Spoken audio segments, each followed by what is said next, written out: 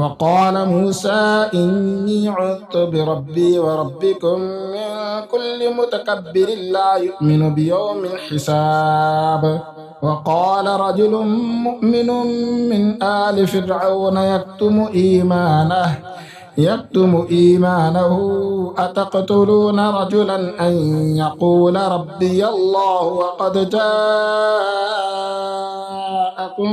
بالبينات من ربكم وإن يك كاذبا فعليه كذبه وإن يك صادقا يصبكم بعض الذي يعدكم إن الله لا يهدي من هو مسرف كذاب.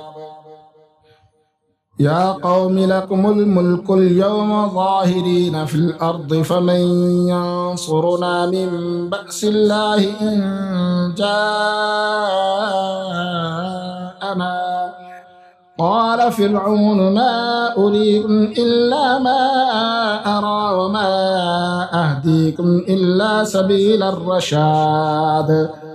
وقال الذي آمن يا قوم إني أخاف عليكم مثل يوم الأحزاب مثل دأب قوم نوح وعاد وثمود والذين من بعدهم وما الله يريد ظلما للعباد. ويا قوم إني أخاف عليكم يوم التناد يوم تولون مدبرين ما لكم من الله من عاصم ومن يضلل الله فما له من هاد. ولقد جاءكم يوسف من قبل بالبينات فما زلتم في شك مما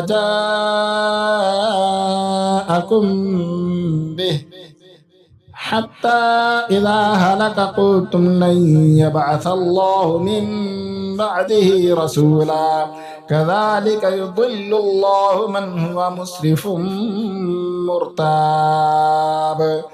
الذين يجادلون في آيات الله بغير سلطان أتاهم كبر مقتا عند الله وعند الذين آمنوا كذلك يطبع الله على كل قلب متكبر جبار.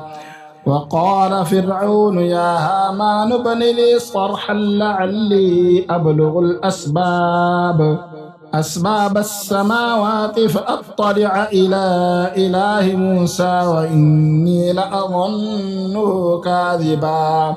وكذلك زين لفرعون سوء عمله وصد عن السبيل وما كيد فرعون إلا في تباب.